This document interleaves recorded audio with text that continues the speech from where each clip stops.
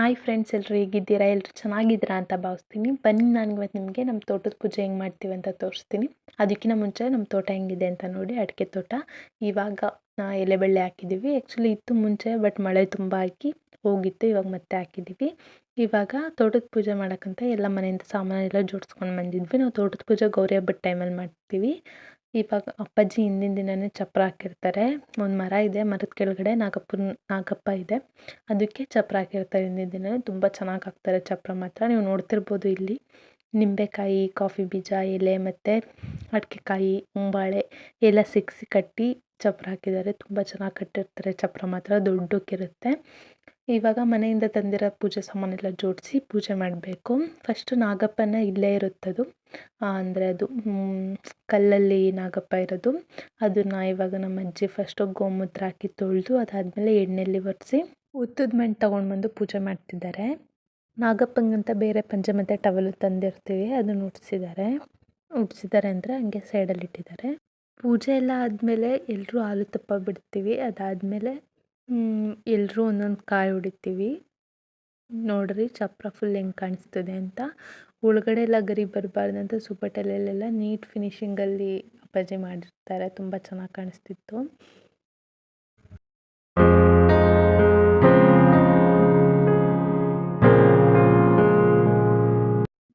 ಈ ಕಡೆ ನಮ್ಮ ತೋಟದಲ್ಲಿ ಒಂದು ಬಾವಿ ಇದೆ. ಬಾವಿ ಕಾಣಿಸ್ತಿಲ್ಲ, ಪೂರಾ ಬೆಳೆ ಬೆಳೆದಿದೆ, ಬಟ್ ತುಂಬ ಆಳ ಇದೆ ಅಂತ ಹೇಳ್ತಾರೆ ಬಾವಿ.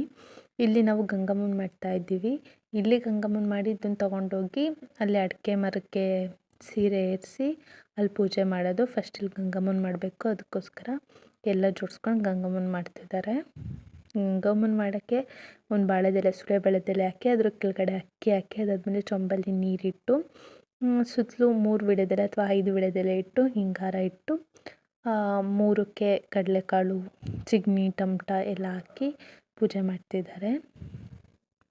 ಇಲ್ಲಿಗೂ ಸಹ ಒಂದು ತಮ್ಗೆಗೆ ಸೀರೆ ಏರಿಸ್ತಾರೆ. ಅದಾದಮೇಲೆ ಇದನ್ನು ತೊಗೊಂಡೋಗಿ ಅಲ್ಲಿ ಅಡಿಕೆ ಮರಕ್ಕೆ ಇನ್ನೊಂದು ಸೀರೆ ಏರಿಸಿ ಅಲ್ಲೂ ಸಹ ಪೂಜೆ ಮಾಡ್ತಾರೆ. ಇಲ್ಲಿ ಒಂದು ವಿಳೆದೆಲೆಯಲ್ಲಿ ಬಾಳೆಹಣ್ಣು ಮತ್ತು ಚಿಗಣಿ, ಟಮಟ, ಕಡಲೆಕಾಳು, ಎಲೆ, ಅಡಿಕೆ ಇದನ್ನೆಲ್ಲ ಇಟ್ಟಿರ್ತಾರಲ್ಲ, ಇದನ್ನು 3 ಜನಕ್ಕೆ ಉಡಿ ಅಂತ ಕೊಡ್ತಾರೆ. ನೋಡಿ, ಇವಾಗ ಪೂಜೆ ಎಲ್ಲ ಆಗಿದೆ. ಕಾಯಿ ಹೊಡೆದು ಎಡೆ ಹಾಕಿ ಇವಾಗ ಈ ಎಡೆನ ಅಲ್ಲಿ ಬಾವಿಗೆ ಹಾಕ್ತೀವಿ ನಾವು.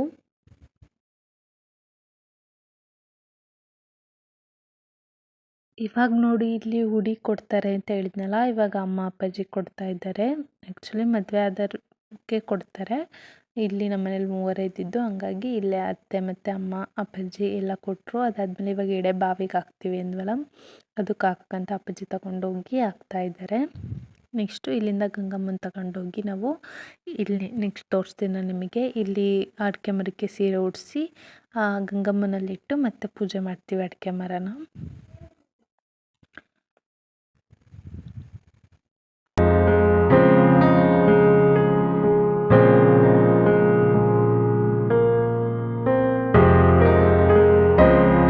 ಇವಾಗ ಇಲ್ಲಿ ಎಲ್ಲ ಪೂಜೆ ಮುಗಿದಾದ್ಮೇಲೆ ನಾವು ನೆಕ್ಸ್ಟು ನಮ್ಮ ತೋಟದಲ್ಲಿ ಮುದ್ರೆ ಕಲ್ಲಿದೆ, ಮುದ್ರೆ ಕಲ್ಲು ಪೂಜೆ ಮಾಡೋಕ್ಕಂತ ಹೋದ್ವಿ. ಅಪ್ಪಾಜಿನೇ ಪೂಜೆ ಮಾಡ್ತಾರೆ ಮುದ್ರೆ ಕಲ್ಲನ್ನ. ಆ್ಯಕ್ಚುಲಿ ಗಂಡ್ಮಕ್ಳು ಪೂಜೆ ಮಾಡಬೇಕು, ಅದಕ್ಕೋಸ್ಕರ. ಮುದ್ರೆ ಕಲ್ಲಿರೋ ಜಾಗದ ಮುಂದೆನೇ, ನಮ್ಮ ತೋಟದ ಮುಂದೆನೇ ಅಮ್ಮನ ದೇವಸ್ಥಾನ ಇದೆ. ತುಂಬ ಫೇಮಸ್ ಅಮ್ಮ, ಒಂಬೆ ಚೌಡೇಶ್ವರಿ ಅಂತ ಅಡ್ರೆಸ್.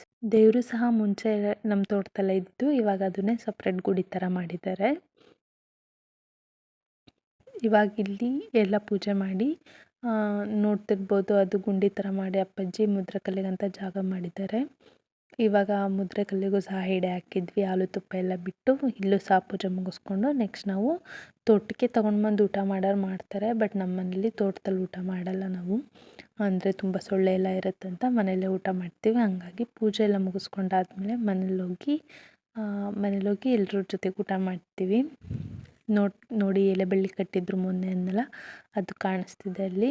ನೋಡಿದ್ರಲ್ಲ, ಇಷ್ಟು ನಮ್ಮನೆ ತೋಟದ ಪೂಜೆ ಹೆಂಗಿತ್ತಂತ ಕಮೆಂಟ್ ಮಾಡಿ. ಮತ್ತು ನಿಮಗೆ ಈ ವಿಡಿಯೋ ಮಾಡ್ತಾ ಏನು ಅಬ್ಸರ್ವ್ ಮಾಡಿದೆ ಅಂದರೆ, ನೋಡ್ತಿರ್ಬೋದು ಇಲ್ಲಿ ಮುದ್ರೆ ಕಲ್ಲಿದೆ, ಬಟ್ ಅಲ್ಲಿ ಕಟ್ಟೋಕ್ಕೆ ಬಾಳೆದೆಲೆ ಏನೂ ಜಾಗ ಇಲ್ಲ. ಅದಕ್ಕೆ ನಮ್ಮ ಅಪ್ಪಾಜಿ ಏನು ಐಡಿಯಾ ಮಾಡಿದ್ದಾರೆ ಅಂದರೆ, ಒಂದು ಕಡ್ಡಿ ಸಿಕ್ಕಿಸಿ ಅದಕ್ಕೆ ಬಾಳೆ ಕಂದು ಸಿಕ್ಕಿಸಿದ್ದಾರೆ.